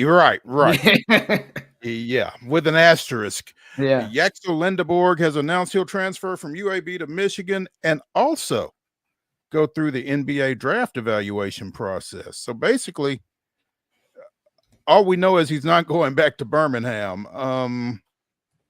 6'9", 240, averaged a double-double for UAB as they advance to the NIT quarterfinals. 17.7 points, 11.5 boards, 4.2 assists, 2-time first-team All-AAC, 2-time AAC Defensive Player of the Year. My God. yeah, you'd like for him to get to Ann Arbor, obviously. Yeah, it'd be nice if they could keep him. It's going to be real interesting to see how he goes through the process. The guys have until June 15th, a little bit later in the last couple of years, to kind of go through that evaluation. So, the question will be, NBADraft.net's got him as the 30th pick. Do you value, going that late in the draft? Or, do you value coming back and collecting some NIL money and, maybe improving that stock? Right. The only downside, of course, there's some whispers. I mean, just some whispers that depending on who wins the ping pong lottery, that Mr. Flagg may return to Duke. And I mean, the only question is, kind of a Eli Manning situation, right? Where, I'm not going to this team. Well, then I'll just go back to the draft. And it feels like this guy's got just enough leverage. He knows he could go number one next year. He enrolled early, so he's still young. That's not necessarily a detractor. The only problem for him is you want to get eligible for that Supermax contract as soon as possible. And the quicker you get into the league, the quicker to do that. On the other end of the spectrum, Landenberg does not, we're not thinking about him as the Supermax guy. Maybe I'm wrong, but this is an older basketball player, and this is a guy that kind of he's got a real interesting decision to make, as do a couple of other key guys. Do you come back for that year and get the NIL money, which, depending on where you get drafted, may not be that much less, depending on where you're going. So it's going to be interesting. It'd be nice to have him for sure. They could use him to replace Golden for sure, and or the services of Wolf. One guy who doesn't have the NBA draft to worry about, who is in the portal, 17-year-old Jaden Quaintance, who has left Arizona State and apparently will be taking his talents to Lexington, Kentucky. 17, has undergone ACL surgery middle of last month, originally committed to Kentucky prior to Calipari's departure, signed with Arizona instead, cannot be eligible for the NBA draft because he has to turn 19 years old during the calendar year of the draft. He won't be 18 until July, so he would be eligible for next year's draft. But and Flagg is only eligible by 11 days. His birthday is December 21st. So he's Jaden is just on the cusp. This is a guy that's got the NBA talent, but he's got to wait just a little bit longer. Got to go to school for a little bit, young buck. Yeah, apparently. So Kentucky kind of taking advantage of the fact that this kid is just that. I mean, he's still 17. That's amazing to me. He's already got a year of college under his belt, and he's still just 17. And that's good for Kentucky, right? Because, man, they've been taking some recruiting battles on the chin. They lost the services or lost the bidding war, it seems like, with Lindenborg and also Gillespie in Tennessee. Seems like both offers were bigger at Kentucky, but for some reason they lost those battles. So, they have to not a bad consolation prize if you get this guy who did well, obviously, at Arizona State. Yeah. Wade, it's not always about the money. Not always. More often than not, but absolutely. Here's what I can't figure out. And we've talked a little bit about this. 2 years ago, Texas Christian had to have tryouts to fill their women's basketball roster. Former Notre Dame standout Olivia Miles has announced that she is transferring to TCU, following in the footsteps of HVL, among others. What is TCU doing that has suddenly made them such an attractive destination? Didn't you just say a second ago it's not always about the money? Didn't we just talk on the show? Didn't we just talk on the show yesterday about SMU ponying up, and getting in and flashing the cash? TCU right down the road, just a stone's throw away. They're saying, hey, we're not to be outbid as well, right? We got a little of that Texas cash down here. Come on down. And no income tax, if that speaks to you as well. Hello. Miles was eligible for the draft. She's skipping the draft and going to play another year, and she's going to play it with the Horned Frogs. So, and presumably make more money, right? But that's the other part that we've talked about with coming back to school in the female game, in the women's basketball game. That NIL check, especially depending on where you get taken, even at its highest level, at least it could pay off for a year or two to return for another season. Miles averaged 15.5 points, 5.5 boards at Notre Dame. Again, taking her talents to Fort Worth, which went to the Elite Eight this past season. And I would imagine she will be a nice little plug and play with the departure of Haley Van Lith, who, by the way, advanced to the Elite Eight with 3 different teams. That's kind of the state of the game as much as anything, I guess. Louisville, LSU, and TCU all got to the Elite Eight with Haley Van Lith on their roster. First ever Elite Eight for TCU. So, yeah, they're on the come up. And trying to figure out how to stay there by grabbing folks like Olivia Miles, apparently. So that's a big get for them. Finally, we talked about it earlier in the show. The Denver Nuggets won the NBA championship, 2 years ago? The guy who led them to said championship was fired earlier today. Michael Malone is out at Denver, as is general manager Calvin Booth. It is with no pleasure that they made this change, according to Kroenke Sports and Entertainment Vice Chairman Josh Kroenke.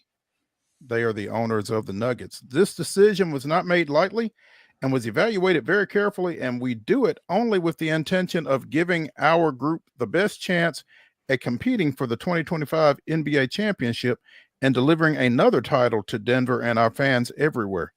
Their last title was their first title, and you are firing folks to get a second one. That's wild. Yeah, and this is a little bit different situation than the Grizz, it feels like, because when the Grizz make the move to depart with Taylor Jenkins, that's a move that either should have been done earlier in the year or felt inevitable in the offseason. And this almost feels like, and there have been some tea leaves that have come out. Mike Malone props to him. He is refreshing in his press conferences. He doesn't pull any punches, and he was open about the lack of effort and his team not necessarily committing to kind of that winning mentality. I don't know if that sits wrong with the ownership. Who knows? But they can't be happy with where they're at. Yeah, you're 2 years removed for a title, and now you might be finding yourself in the play-in. And yes, I know the Western Conference is loaded, but when you have a generational, who knows where we talk about Jokic in the grand scheme of things by the time his career is finally done. I mean, we could be talking about a top 5 player all time. That's the type of skill that this guy has. And you're only getting, you're scraping into the 8th seed or you're scraping into the 7th seed. This is a team that should be, by and large, vying for the 2nd seed at a minimum. You'll take your chances with the Thunder. But, man, best of luck at going into the postseason is all I can say. 47-32. They've got 3 games left. Yeah. And they make a move. So right now they are the number 4 seed. Got the Grizz on Friday. The 2 interim coaches go in battle on Friday. Yeah, David Adelman is the interim for the Nuggets. So we'll see how that goes. Again, they are a half game up on the Clippers and a game and a half back of the Lakers as we speak. So, man, wild time. They have a small chance to climb up back into contention at the 3 seed, but realistically, look for them to finish somewhere between 6 and 7. And that's the thing, Mo, that's so weird about this team and these teams in the West being so jumbled up.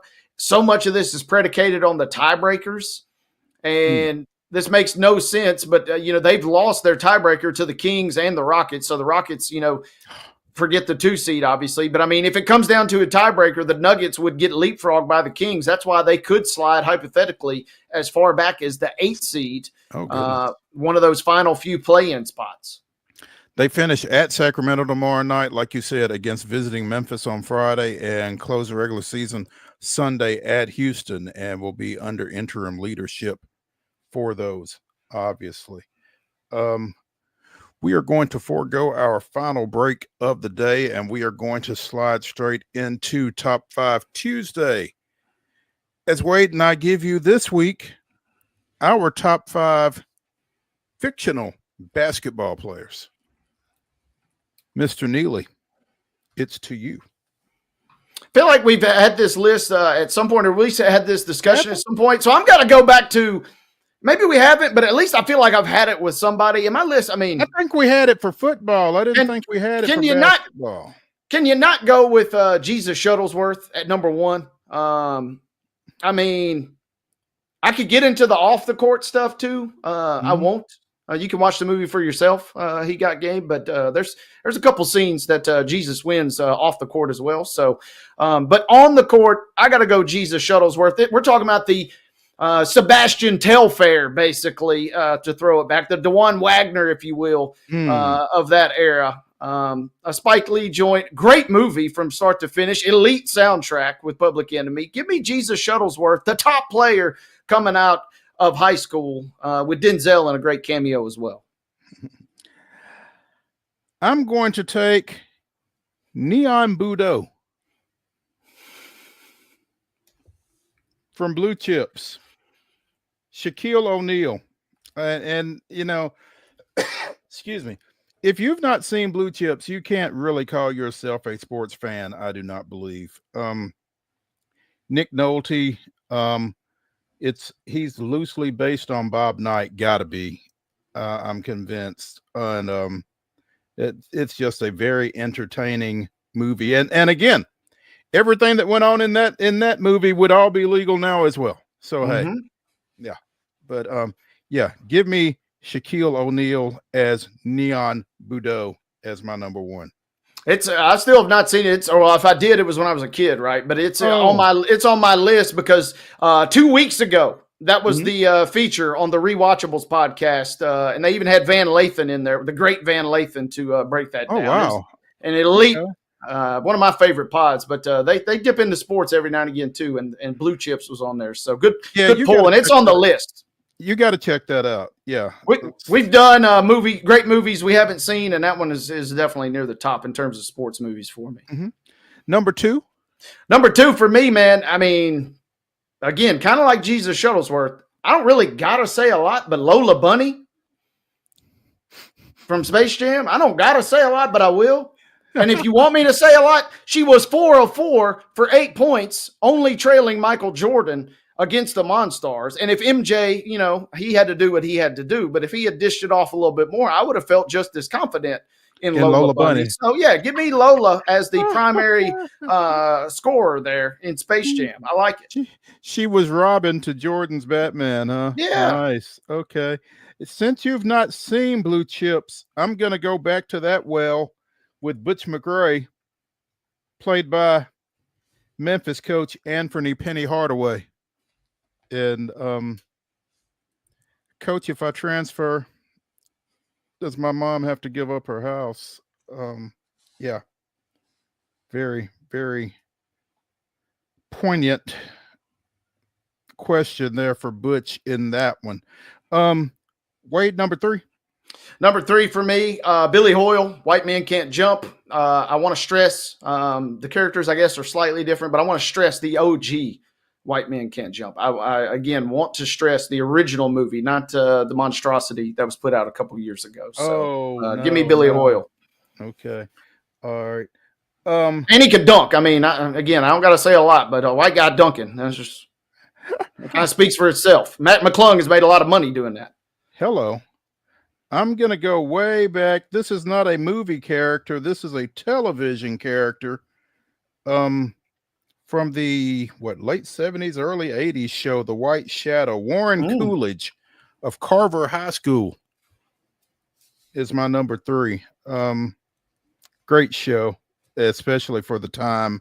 And he was by far their best player, all LA and probably college bound. It would have been nice to have seen where he wound up and continuing that storyline elsewhere. But yeah, Warren Coolidge is my number 3. Your number 4? Number 4 for me, Coffee Black from Semi Pro. You know, everybody talks about Will Ferrell, and Coffee Black, you know, he's got the game, and he talks about making it to the pros. And, you know, for various reasons, he didn't necessarily make it to the pros. With Andre 3000 playing Coffee Black, if we're going just a straight up game, I'd pick him to maybe round out my starting 5. So I got to put him in there. Okay, so I've not seen Semi Pro. I'm familiar with it, but I've not seen it, and I was not familiar with that character name. But Coffee Black is a classic. He could have made it to the pros. You know, various things kept him back. That's all. Various things, huh? Enough said. My number 4. I'm kind of torn in which direction to go in this, but I'm going to go with Lewis Scott from Celtic Pride, played by Damon Wayans, the guy that was kidnapped prior to their championship series against the Boston Celtics. Dan Aykroyd, one of the 2 guys involved in that kidnapping. It's a crazy movie, crazy funny. But yeah, give me Lewis Scott at number 4. That's what should have happened with the Celtics and Bronny James, right? We talked about that last year. They had the chance to draft him ahead of the Lakers. And, you know, who knows? Luka, they might not have had the goods to trade for Luka if they'd have been forced to trade for Bronny James. So the Celtics, in a weird way, kind of maybe threw the whole NBA axis or offense axis right there. Axis. Yeah.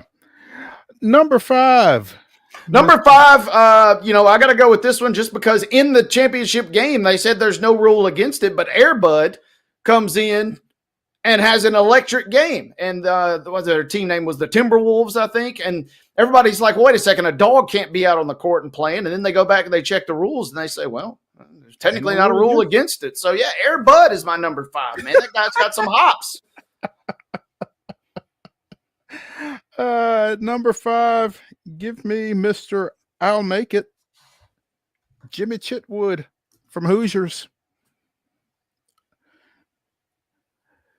He Stays, I Play. Another great Gene Hackman movie, obviously. But yeah, give me Jimmy Chitwood at number 5.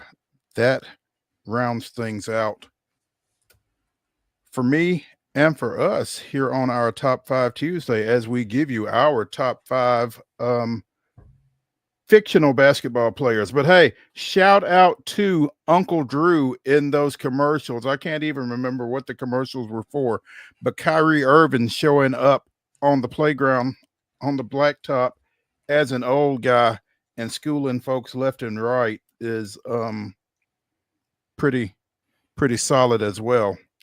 Uncle Drew's up there, and I had Will Smith from The Fresh Prince on my list as well. Didn't make the cut. Teen Wolf could have been on the list too. This is a lengthy category. There were a lot more selections. It's pretty deep. Yeah, I mean, also Larry Johnson as Grandmama. Yeah, in those shoe commercials. I think it was Reebok. But yeah, out there dunking on folks in a dress and a wig. Larry Johnson was. That's going to do it here again for Top 5 Tuesday on Main Street Sports Today, presented by the Tennessee Orthopedic Alliance of Columbia. Join us tomorrow at 2:00. We will have Heather Williams. It's race week in Bristol, and she's going to give us the lowdown on what's coming, and again on Denny Hamlin getting his 2nd straight win this past weekend over at Darlington. We will also have Joe Sullivan talking little hoops. So again, 2:00. Tomorrow, right here, Main Street Sports Today, presented by the Tennessee Orthopedic Alliance of Columbia. We'll see y'all.